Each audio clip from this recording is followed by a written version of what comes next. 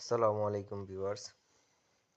অনেক দিন পর আজকে আপনাদের জন্য নতুন একটা কন্টেন্ট তৈরি করছি। হয়তোবা বলতে পারেন এতদিন আমি কেন ভিডিও আপলোড দিইনি। ভিউয়ার্স, এতদিন আমি আমার কর্মব্যস্ততায় ছিলাম, এজন্য আপনাদেরকে কোনো ভিডিও দিতে পারিনি।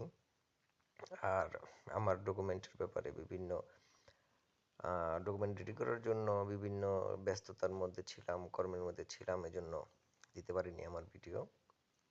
আহ, আর আমি তো উল্টা দেখা যাচ্ছে যে ভিউয়ার্স পাওয়ার জন্য না, লাইক শেয়ার পাওয়ার জন্য না ভিডিও করি। আমি ভুক্তভোগী কিছু মানুষের জন্য, যারা ভুক্তভোগী হচ্ছেন বা সামনে প্রতারণা থেকে রক্ষা পাবেন, এরকম ভিডিও তৈরি করে থাকি। আসলে আমি নিজের লাভের জন্য কোনো ভিডিও তৈরি করে থাকি না, আর আমার নিজের জীবনের অভিজ্ঞতা থেকে আমি ভিডিও বানিয়ে থাকি।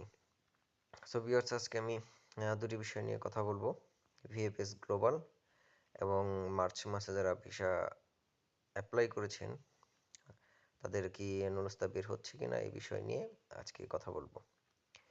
হ্যাঁ ভিউয়ার্স, আমি প্রতিনিয়তই আমার প্রত্যেকটা ভিডিওতে বলি, যাদের নুলস্থা অরিজিনাল তাদের ভিসা হবে বা হচ্ছে। ভিএফএস গ্লোবালের বিভিন্ন ভিডিও দেখেছেন আপনারা, আরও বিভিন্ন কন্টেন্ট ক্রিয়েটরদের কাছ থেকে, যারা আন্দোলন করছে, যারা ভিএফএস গ্লোবালে গিয়েছে আন্দোলন করার জন্য, অ্যাম্বাসিডরের কাছ থেকে আলোচনা করেছেন। দেখেন, আমার প্রত্যেকটা ভিডিওতে আমি যা বলেছি, অ্যাম্বাসিডর সাহেব আসলে তাই বলেছেন যে যাদের অরিজিনাল নুলস্থা তারা ভিসা পাবে, আর যাদের অরিজিনাল নুলস্থা না, তাদের ভিসা হবে না।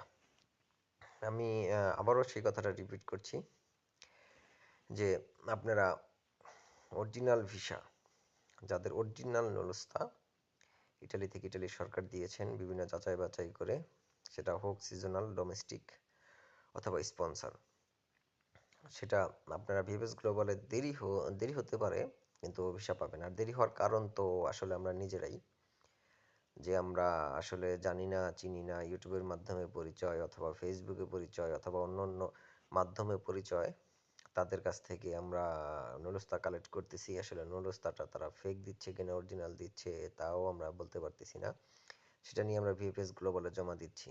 আসলে আপনারা বিভিন্ন মাধ্যম থেকে দেখেছেন যে কি পরিমাণ পাসপোর্ট ভিএফএস গ্লোবালে জমা, প্রায় 1 লাখের উপরে। তাহলে আপনারা বুঝতে পারেন যে আমরা কত ভিসা পেয়েছি আর কত পাসপোর্ট ভিএফএস গ্লোবালে জমা হয়েছে। তাহলে কিভাবে, আসলে কি সবাই ভিসা পাবে, সেটা আপনাদের বিবেকের কাছে আমি ছেড়ে দিলাম। আর এবারও বলছি যে মার্চ মাসে নুলস্থা বেরোনো শুরু হয়েছে। ও আপনাদের আরেকটা বিষয় আমি ইনফরমেশন করছি, এবারের ভিএফএস গ্লোবাল অ্যাপয়েন্টমেন্ট যারা পাচ্ছেন না অথবা অ্যাপয়েন্টমেন্টের জন্য অপেক্ষা করছেন, তাদের দুশ্চিন্তার কোনো কারণ নেই। যাদের নুলস্থা অরিজিনাল হবে, এবার একটা সিস্টেম ভালো করেছে ভিএফএস গ্লোবাল, সেটা হলো যাদের নুলস্থাটা অরিজিনাল তারা আসলে অ্যাপয়েন্টমেন্ট পাবেন। যাদের নুলস্থা অরিজিনাল না, তারা অ্যাপয়েন্টমেন্ট হয়তো পাবেন না। এই বিষয়ে আর সামনে আমি একটি বিস্তারিত বিস্তারিত তথ্য নিয়ে সুন্দর একটি ভিডিও আপনাদের সাথে নিয়ে আসব। আজকে আমি এখানে শেষ করছি। আমার চ্যানেলটি আপনারা আসলে সাবস্ক্রাইব করেন, লাইক শেয়ার করে দেন, যাতে সঠিক ইনফরমেশন নেন। আর সামনে থেকে আমি আমার ফেজ সরাসরি আপনাদের সাথে কথা বলবো, আর ব্যাকগ্রাউন্ড দিয়ে নয়। সামনের ভিডিওর জন্য আপনারা অপেক্ষা করেন।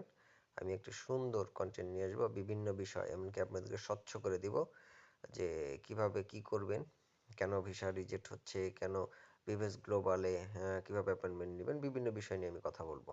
সো ভিউয়ার্স, আজকে এই পর্যন্তই। আসসালামু আলাইকুম।